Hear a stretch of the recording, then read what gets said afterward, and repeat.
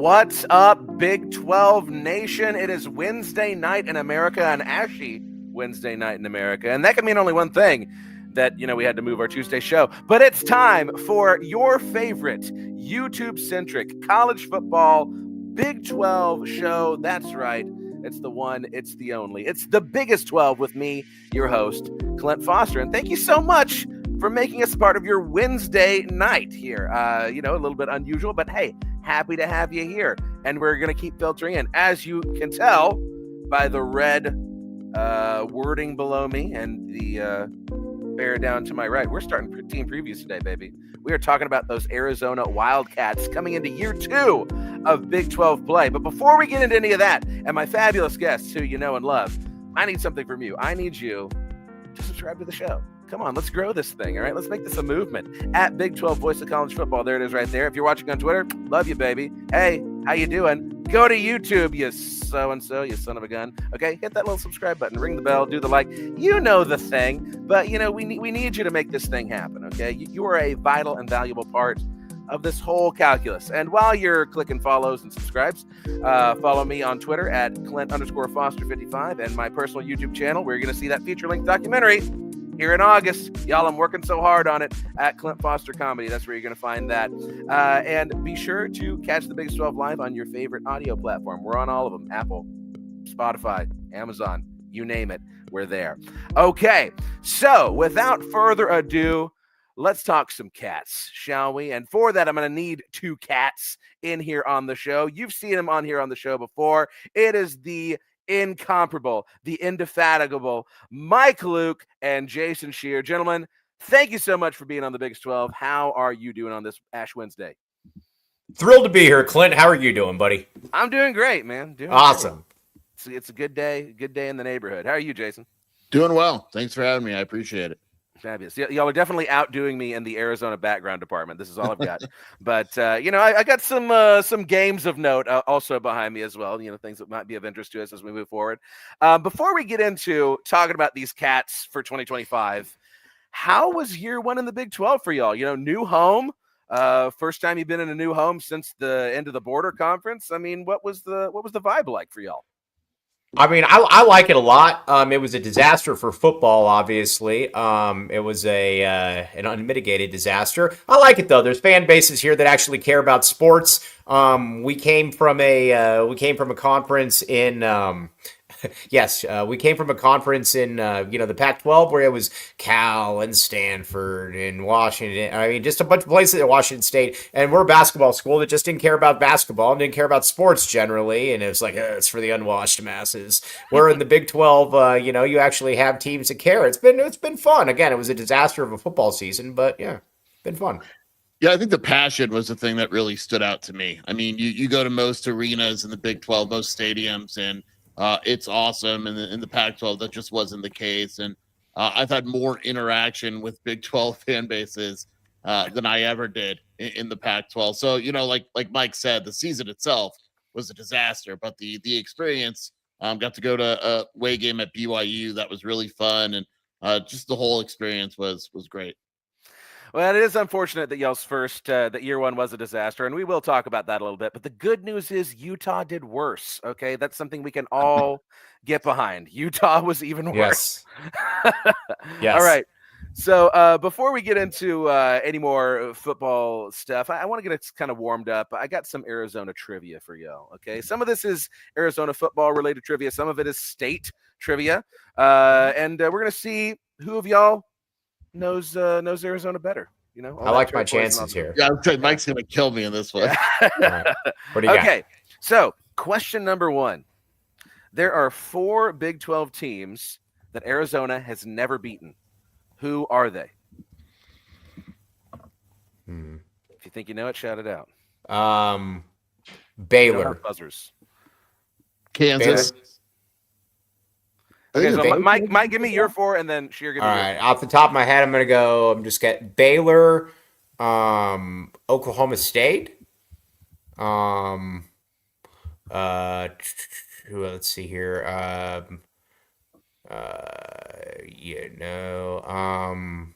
Kansas State and Kansas. They beat Oklahoma State in the bowl game, remember? Oh, they did beat State Oklahoma is not State. on this list, so Yeah. Mike. That's, Was Baylor on the list? Was Baylor on the list though? Baylor is correct. Sure, you're gonna give it a Baylor, shot? Central Florida, West Virginia, and Cincinnati. Oh my good gracious! Did you just look that up on Wikipedia? No, I just figured the newest teams because Arizona doesn't have a history with UCF. Yes. And I just picked some. Sheer stole Baylor though from me. Would have never gotten Baylor. Yeah. I did steal Baylor. Yeah, Zona is 0-1 against UCF, Baylor, and West Virginia, and has never played Cincinnati, but that will change this year.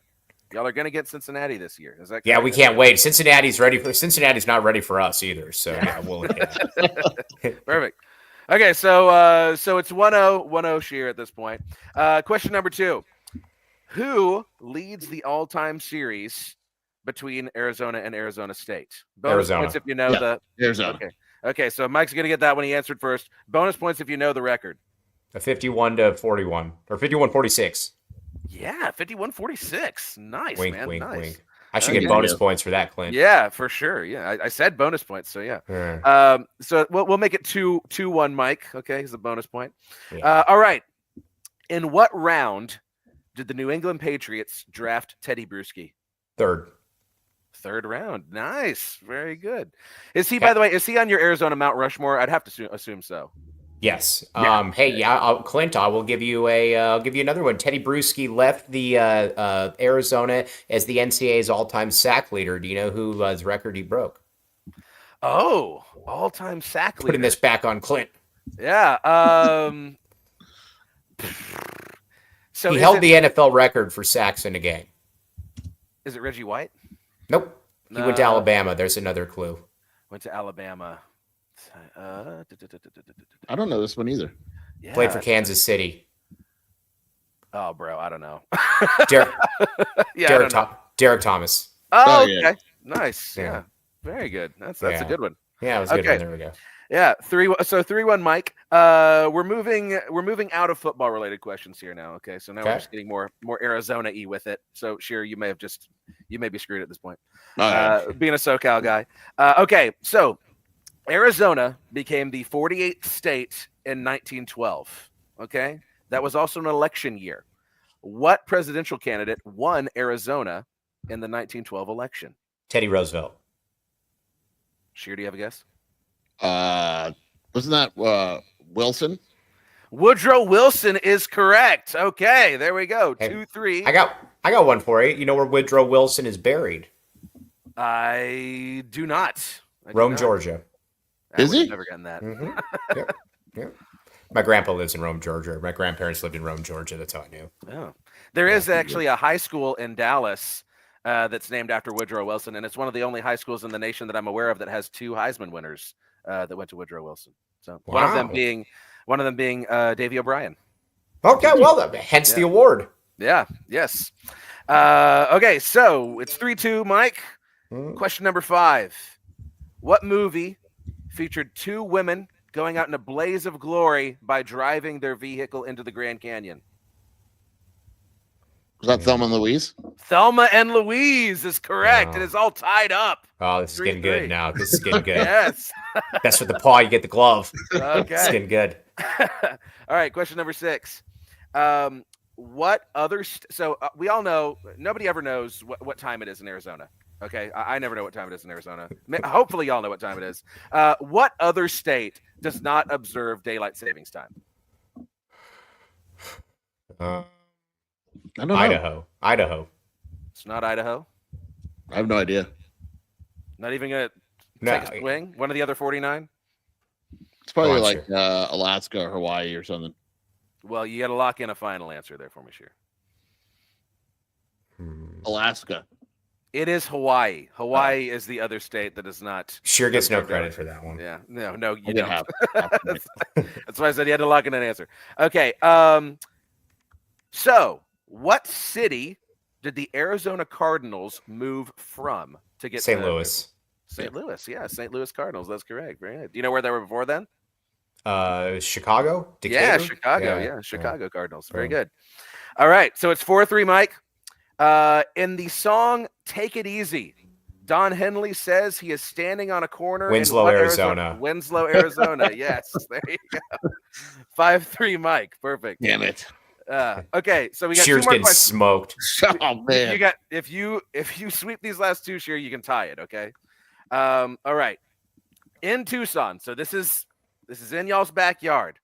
You can find an abandoned factory for what iconic 90s brand? I don't know. 90s brand. Is that the one on the corner? And I don't know that one. What is it, Clint? What do you got? We don't know. Lisa Frank.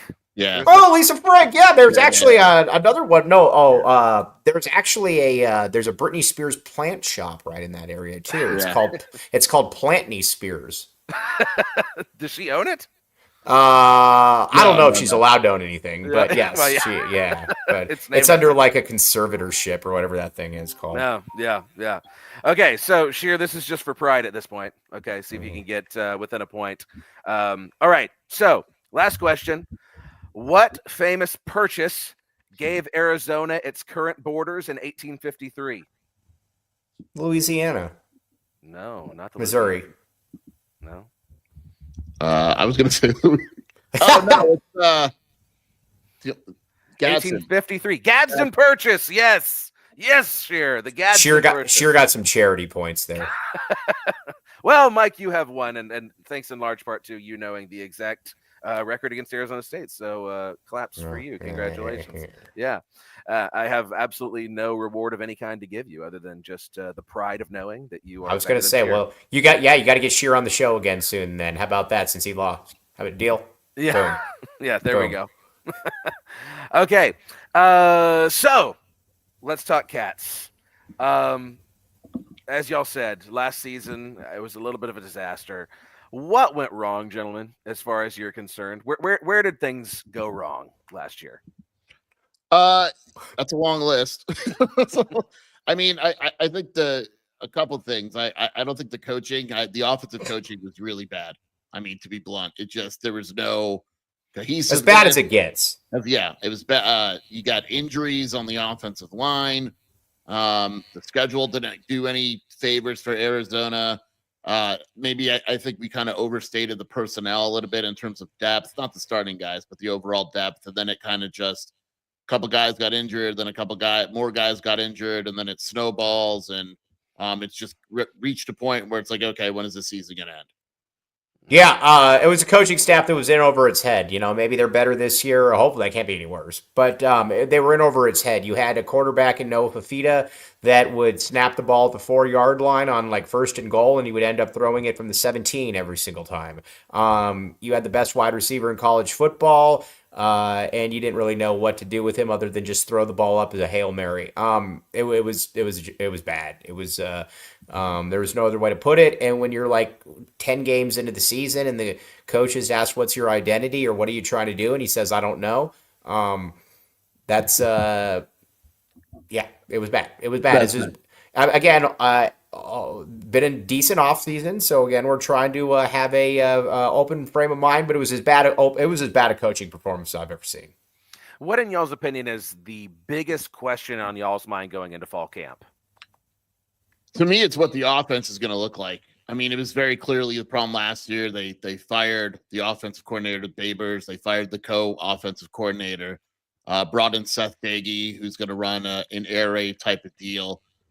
They lost T-Mac, and they rebuilt the offensive line. And so to me, the question is, what is that offense going to look like? Will it be good enough to steal some wins? Because last year, once another team scored like 28 points. Yeah. Oh, it was over. The game was over. Yeah, no, it was done at that point. The other thing too with is they made a lot of bad personnel decisions, but on the offensive line, you had 3 guys who were really, really good, and basically you decided to change how you blocked.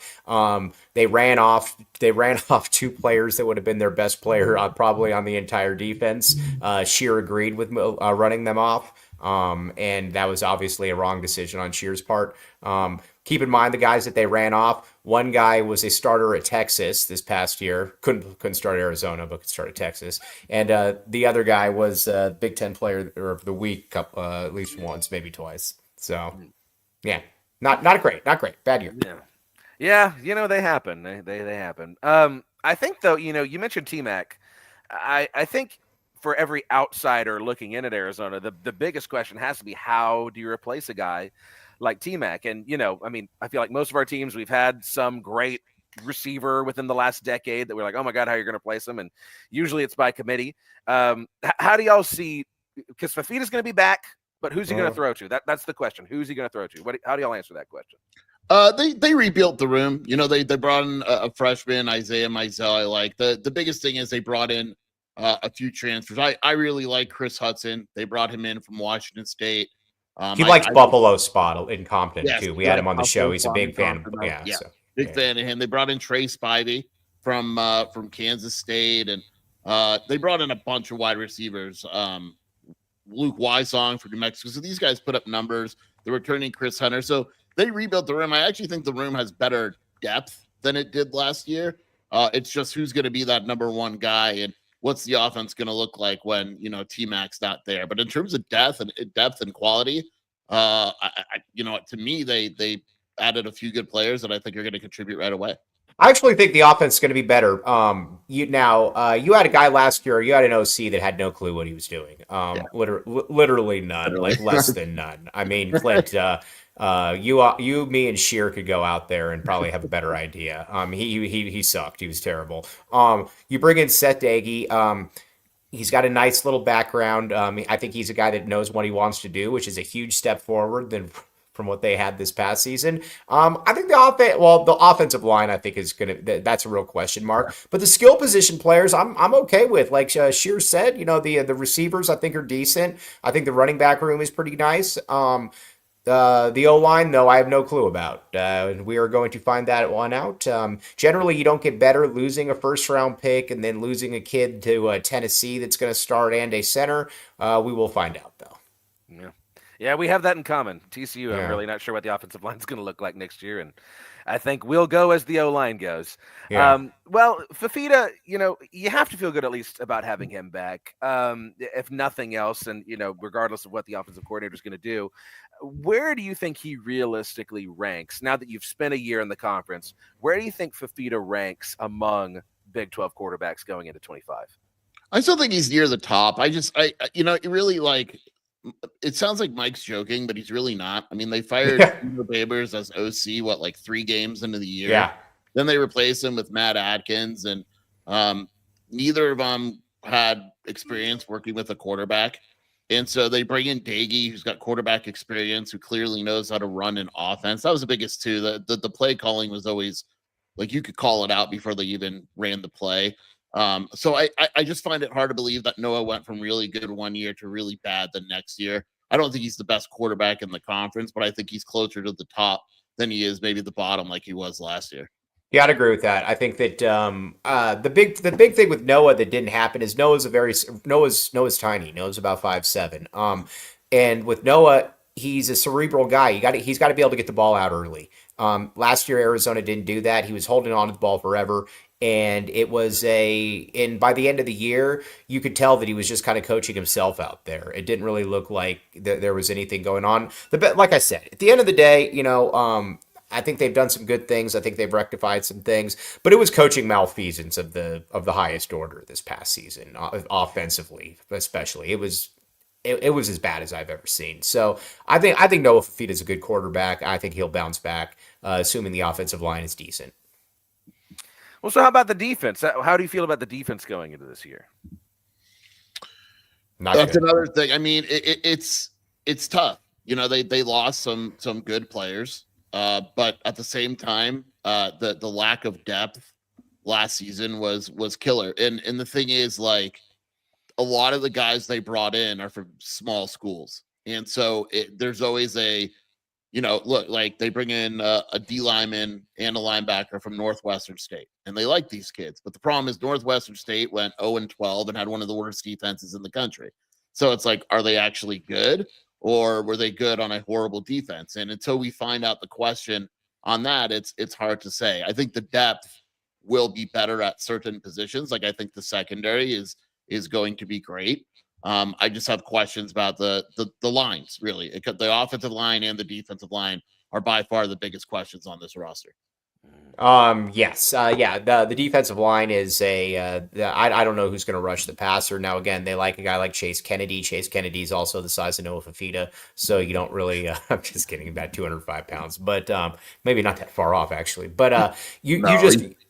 They got Tia Savea, your boy. You got Tia Savea back, another guy that went to Texas, but unfortunately, Tia Savea is not nearly as good as the one that that we ended up losing. The line is a massive question mark. I think the secondary is going to be pretty solid, but the line is a massive question mark. You got a lot of guys that just weren't good last year. Shear is a huge fan of Chuba May, who is he's about 6'5". What is he listed at now? I'm gonna look this up. He's got to be whatever he's listed at is too small. So I'm going to look this up. He's listed at 6'2", and they don't have his weight listed. There's a Shear's a massive Chuba May fan. He was hyping him as an NFL guy before the season. I got Chuba. That didn't happen. Chuba's, but again, the staff likes Chuba a lot. Shear likes Chuba a lot. Chuba May, maybe the question mark of the season for U of A. Is this true, Jason Shear? Yeah, I like it. They added size. There's Savea, Chuba, they added this guy, Zach Salupa, who's like 6'7", 380. It's a much girthier unit than they had before, for sure.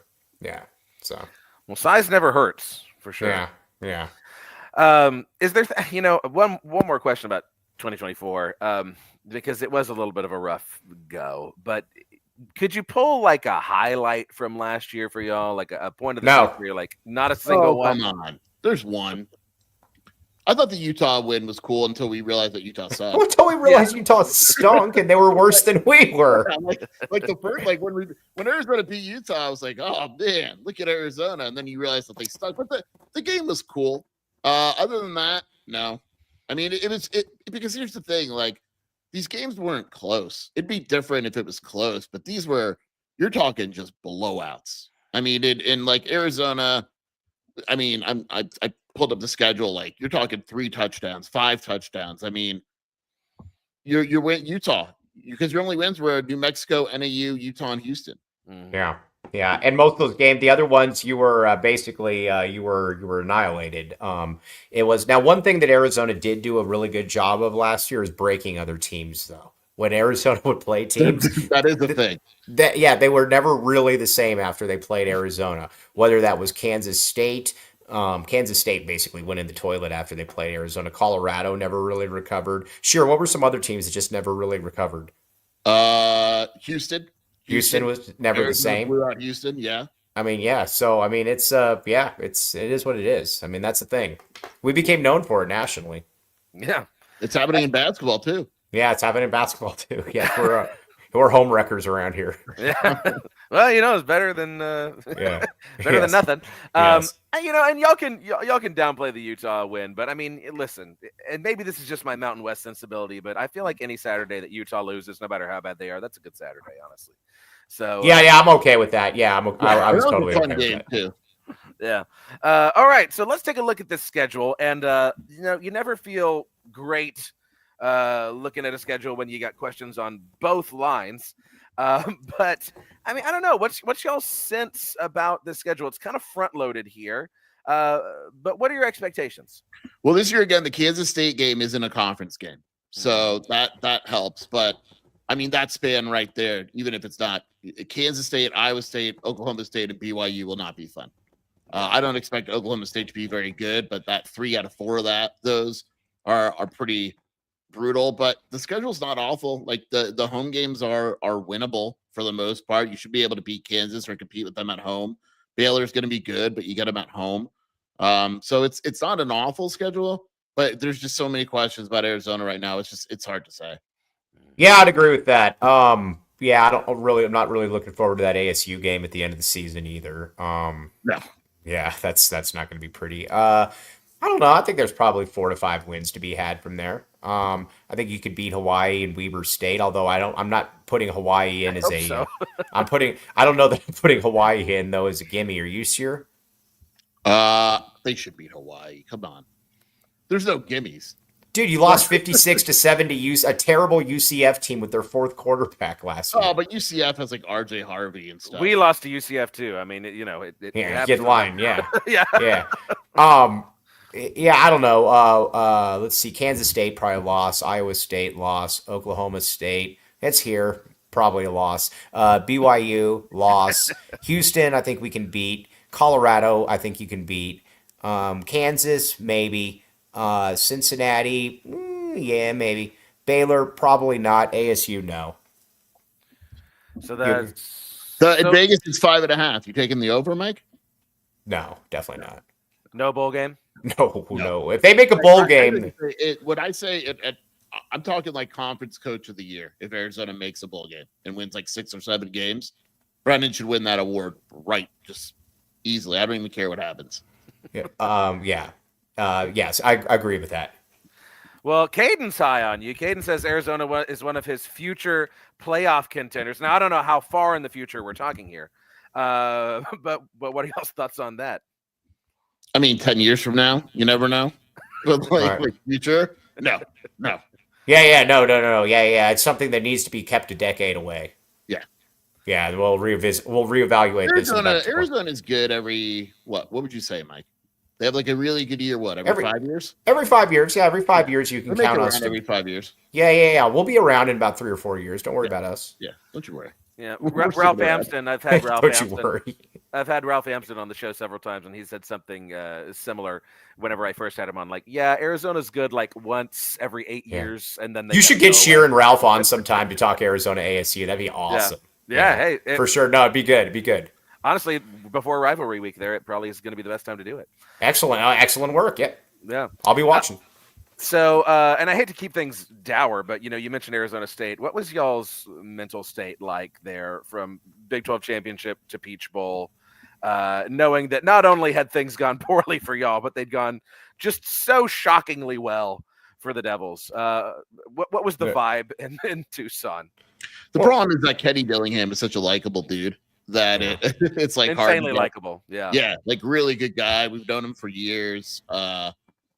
It's not a shock. I mean, maybe a surprise that they were this good so quick, but I think it's kind of a wake-up call to Arizona a little bit. So in that regard, it's not the worst thing. But yeah, I mean, it's not fun when your team is terrible. It's the same exact place they were last year or 2 years ago, whatever it is, where Arizona was, in the Alamo Bowl and ASU was terrible. And then they basically switched places. The difference is that it's probably right now more sustainable for ASU. Yeah. I mean, the problem that Arizona is going to have is that Kenny Dillingham isn't going anywhere unless he's going to the NFL. So, he's a beast. I mean, he's basically everything in his first couple of years that Brent Brennan wasn't. He came in here. He talked about how he was going to, activate the fan base, about how he's going to be everywhere, about how he was, about nobody was going to out-recruit him. Yeah, I mean, he's a monster. Like, and I don't see them going anywhere as long as he's there. Yeah.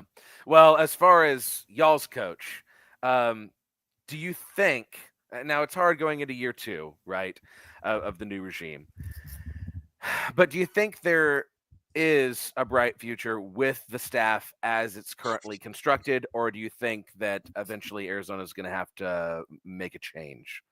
Where are y'all? Sure. I mean, it's leading to a change, I would assume. I think it's really hard to recover from what happened last year. Now, I think I could see him getting 3 years. I like the offensive coordinator hire. I think Mike would agree. I like Seth. I think Seth Nagy's a head coach in the making. The problem is just the evaluation and all that, and we'll find out this year. I mean, it's very hard to recover from 2 back-to-back, bad seasons. And if there's an improvement this year, you feel a little bit better. It's just with that schedule and the roster construction and who they lost, it's kind of a rebuild. And in this day and age, it's really hard to have patience for a rebuild.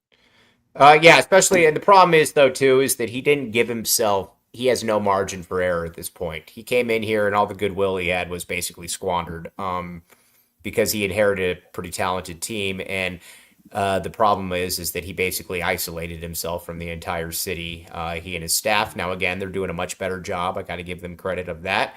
But you also wonder if this is a little bit too late or what's the term? Too little, too late. Too little, too late. Too late. Too early, too late. Whatever. Yeah, but yeah, we'll see. He's got to win this year though, because if he doesn't win this year, he's going to be out. The city, to put it to you like this, like I said, the city's out on him. He's got to win him back. Yeah, You know, I mean, because Arizona football, like we said, doesn't have a ton of success. So when it's so successful and you make the Alamo Bowl, and then the next year you're one of the worst teams in the country, most fan bases would turn on a guy. But Arizona's like, dude, we were right there, and now we're back to square one. right. Yeah. Yeah. I have to, by the way, share my favorite Seth Dagey picture with y'all. Here we go. This is from actually my senior year.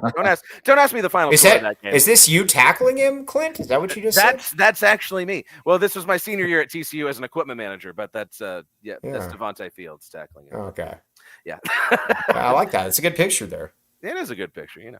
Okay, really quickly, quick word that we got to make everyone aware of. Get your business, product, service, or personal brand to the next level by partnering with the voice of college football. Let's discuss how you also can reach your target market. Check out the experience of one of our current partners that's posted on the screen right here. We are here to deliver for you. So if you're interested in a sponsorship opportunity with the Biggest 12 or anybody on the VOCFB network, I don't know why you'd ever pick another show besides this one, but contact us at sponsorships@vocfb.com today. Again, that's sponsorships@vocfb.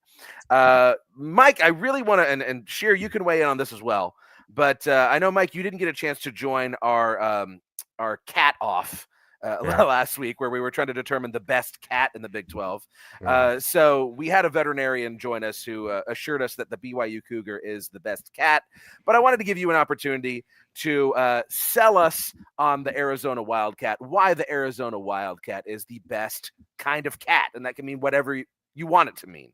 I think it's the manliest cat. It's the cat. It's the girthiest cat. It's the cat that you mess with its paw, you're going to get its glove. It's that's the best way that I can put it. You don't mess with a wildcat. Boom. It's cooler than a bear cat. How about that? I don't even think a bear cat exists, does it? Well, when we went to the media day, the Kansas State mascot's the scariest thing you've ever seen in your life. Yeah, it really is. Right away. Yeah, that one's eliminated. It looks like a space cat or something. I didn't like it at all. I like Jay, even though he's not a cat. Yeah, I don't know. That's where I'm at though. I'll back the Wildcat on this one.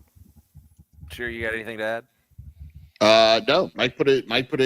It's just a masculine looking cat. That's all you need to know. Yeah. It's tough. I wish I could find the image that I had for that show. I've already deleted it, but it was a wildcat sitting on top of a saguaro cactus. I mean, that's pretty baller. Well, so unfortunately, we're really down on the Wildcats going into this year. You hate to see it, but who do y'all kind of see? I mean, there's a lot of parity in this conference. Who do y'all kind of see asserting themselves as championship contenders this year going into 25? Looking out across the conference, I still think it's BYU and ASU again.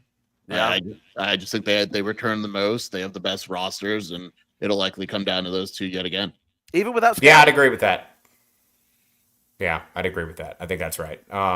That to me is those are clearly the two best teams. They're the teams that have the most back. They have the most stable coaching situations. I think Kansas State's going to be interesting. I'm still not a huge fan on Avery Johnson, but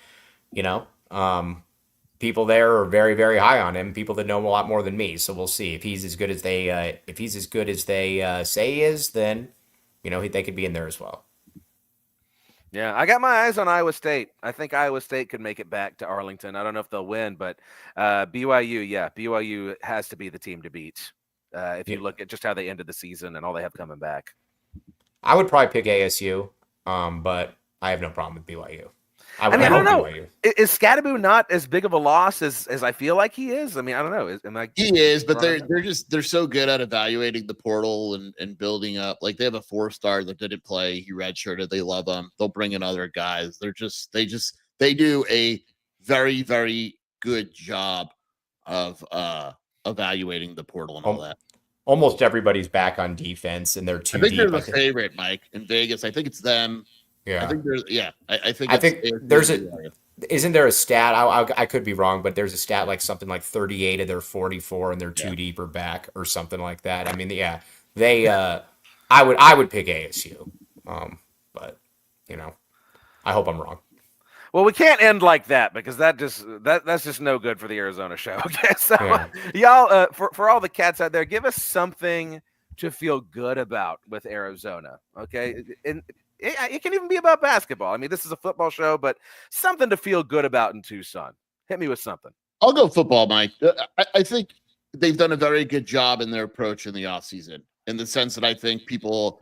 The biggest thing in Tucson is you need to be able to relate to a program. If you don't do that and you don't open yourselves to the community, you're done. And the one thing I think fans could take solace in knowing is that the football staff recognize this, and in the offseason, in terms of that regard and being seen in public and all that, they've done a much better job. I don't know if it'll lead to wins, but at least they're kind of recognizing some of their downfalls in the first year. Yeah, I'll give them a lot of credit for that. I mean, it was about as bad as it could get in the first end, but again, they've done a much better job. They're making the coaches available. They're making players available. I think, like Shear said, I think they did a very nice job of replenishing the skill positions. We'll see, but they've taken some steps that they should have taken last year, but I guess better late than never. So I'll give them that. How about that?